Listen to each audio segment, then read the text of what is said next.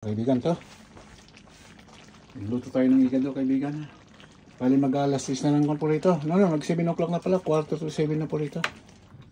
Yan po, tinan nyo po. Ayun o, nakita nyo po. Tama na sauce po nito.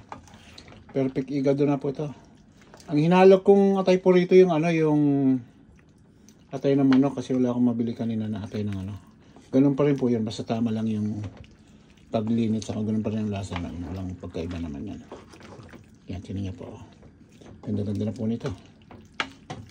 Tama na yung lambot, tama na yung timpla po. Tinan niyo po. Ito yung kaibigan, ha? Perfect na po ito. Yan. Ibang nakikita ng gulay po dyan, may bell pep to. Maraming sibuyas. Yung dilaw na yun, ayun po. Ano yun, yung bali yung balat ng ng lemon juice po. Ng lemon pala. Hinahalo ko kasi maganda binibigay niyang aroma na pansin ko kahit anong ulam nilagay nyo. Yan. Itong green bell pepper, yung white po, ay ng onion. Tapos meron isa pang gulay na halo ko rito. Celery po. Ayan, tignan niyo po. Yan. Yun. Otherwise, halos perfect na po ito. Ayan po, tignan nyo. Kaibigan, tignan nyo. Sana yung kanin nyo po. Kaibigan, kanin nyo. Kakain na po tayo. Ayan. Ay, kumalaw. Kaibigan.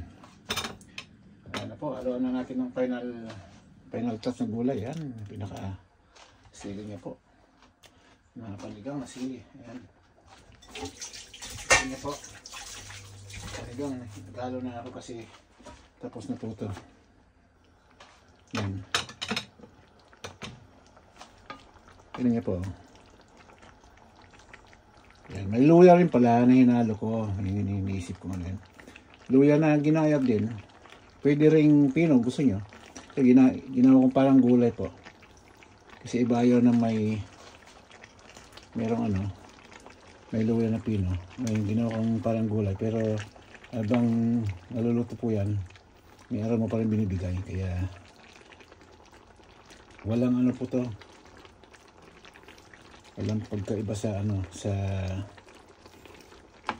karinderya ba? Pang mall style lang timpla nito, kaibigan. Walang talo ba? Masarap po to. Masarap. Kanin lang katapat mo to. Ayan. Nakita niyo po? Ako. Perfect na po to. Ito nga pala ito, kabayan. Puro laman yung kinuha ko rito. Pigin ng baboy ba? Kasi nagkusok kami kanina, naisip ko di ko malulutuin ko. Sabi ko siguro hindi igado. Sabi ko niyan. Kaya itong bagsak niya, igado talaga. Tignan niyo po. Parang 3 kilos na po ito kasama yung 500 grams na more than 3 kilos. 500 grams na atay ng manok yan. Kaya more than 3 kilos na po ito. Kita ko sa inyo po. Ayan po. Ito niyo po. Ayan. Kabigan mo. Tapit natin. Tapit kaibigan, ha. Mainit. Lusot natin. Ayan po. Tingnan niyo po. Ganda. Ayan po kaibigan. Luto lang po ito. Kaya angoy na po natin. Mga 2 minutes lang po. Tapos ito. Ayan po.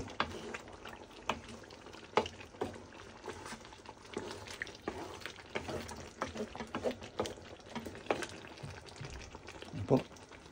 Mga kaibigan, hanggang dito lang muna at mamaya kakain po tayo. Pag nagsandok ako, pakita ko sa inyo po, ha. Maraming salamat ulit po sa ating lahat.